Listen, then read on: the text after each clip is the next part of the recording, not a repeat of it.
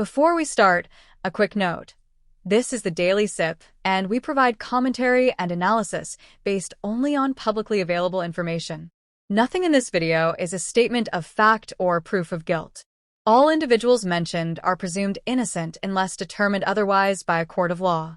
If you want slow, detailed breakdowns of trending stories in entertainment and culture, hit the subscribe button now and turn on notifications so you never miss an episode. Today, we are taking a close, analytical look at two civil lawsuits filed against filmmaker Tyler Perry in 2025.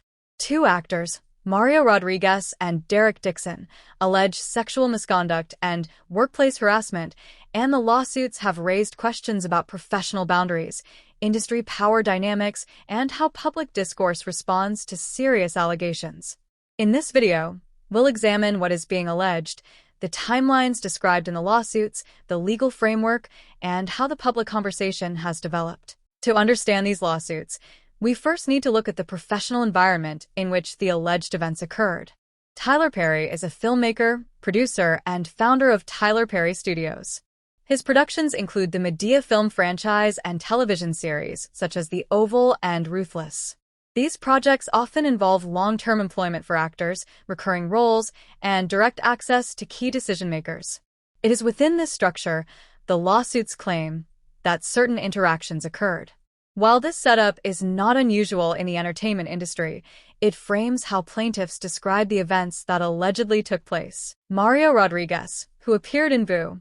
A Medea Halloween in 2016, filed a civil lawsuit seeking approximately $77 million. According to the complaint, the alleged misconduct began around 2014 and continued through 2019. Rodriguez's lawsuit describes how he was introduced to Tyler Perry through a personal trainer at a gym in Los Angeles. The trainer suggested potential acting opportunities, which led to meetings and auditions. Some of these meetings, according to the lawsuit, occurred in private settings. Rodriguez alleges that during these encounters, Perry engaged in unwanted physical contact. The complaint specifies an incident in 2018 where Perry allegedly hugged Rodriguez tightly and touched his genitals. Additional interactions allegedly involved touching Rodriguez's inner thigh and attempts to unbuckle his pants. Rodriguez claims he repeatedly said no and tried to leave. The lawsuit also claims that Perry gave Rodriguez roughly $5,000 after certain encounters, and that contact continued for several years afterward, including into 2024. Rodriguez interprets this as an attempt to discourage legal action, although that interpretation remains part of the allegations.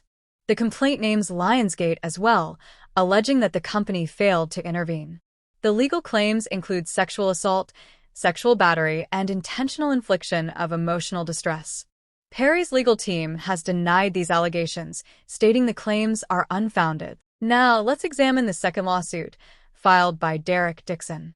Derek Dixon, who appeared in Tyler Perry's television series The Oval and Ruthless, filed a separate civil lawsuit in 2025 seeking approximately $260 million. The Dixon lawsuit alleges a pattern of sexual harassment and coercion tied directly to employment on Perry-produced shows, occurring primarily between 2020 and 2022. The complaint describes repeated sexually suggestive comments and propositions. It also alleges persistent questioning about Dixon's sexuality, physical contact, and an incident in June 2021 in which Perry allegedly entered Dixon's guest room uninvited and groped him while he was in bed. The lawsuit further alleges text messages sent by Perry that were sexually suggestive, along with career advancement opportunities allegedly used as leverage.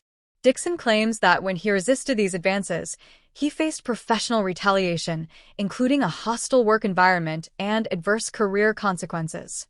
Legal claims include sexual harassment, sexual assault, quid pro quo harassment, retaliation, and intentional infliction of emotional distress.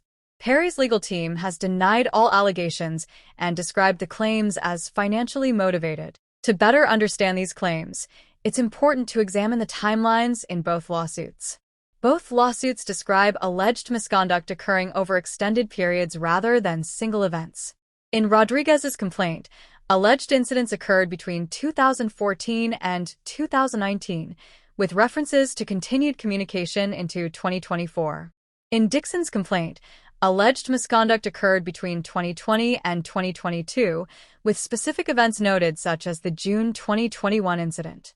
The timelines are significant because civil courts often consider patterns of behavior, professional context, and the consistency of allegations when evaluating claims. While these timelines provide context, it is important to remember that they reflect the plaintiff's assertions and have not been independently verified by a court. Next, let's discuss the legal context for these lawsuits. Both lawsuits are civil actions, not criminal cases. Civil litigation seeks monetary compensation rather than criminal penalties.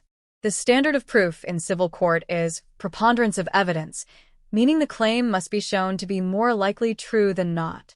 No criminal charges have been filed. No court has ruled on liability. All claims remain allegations. Distinguishing between allegations and judicial findings is critical, both for understanding the law and for responsible discussion in the media. Finally, let's examine how the public conversation has developed around these cases. The filing of these lawsuits prompted extensive media coverage and discussion online. Public reactions have ranged from debate over credibility to analysis of power dynamics in entertainment workplaces. Many discussions focus on the vulnerability of early career actors and the responsibilities of producers and studios. Some observers emphasize caution, noting that allegations do not equate to guilt, while others focus on cultural conversations about accountability and workplace boundaries. This mix of responses highlights a tension between public interest, media reporting, and ongoing legal processes. It also demonstrates why careful, measured analysis is necessary to avoid conflating public opinion with legal determinations. With all of this in mind, we can summarize the key points of these lawsuits. To summarize, 2 civil lawsuits filed in 2025 allege sexual misconduct by Tyler Perry. One is filed by Mario Rodriguez, covering alleged conduct between 2014 and 2019. The second is filed by Derek Dixon, covering alleged conduct between 2020 and 2022. Perry has denied all allegations, no criminal charges have been filed, and no court has made a ruling on liability. These lawsuits are still ongoing. They provide insight into workplace dynamics, the civil legal process, and public discourse surrounding high-profile allegations. If you found this detailed examination informative, subscribe to the Daily Sip for more in-depth analysis of entertainment stories, cultural trends, and public conversations. We aim to break down stories carefully, thoughtfully, and responsibly, giving you the context behind the headlines.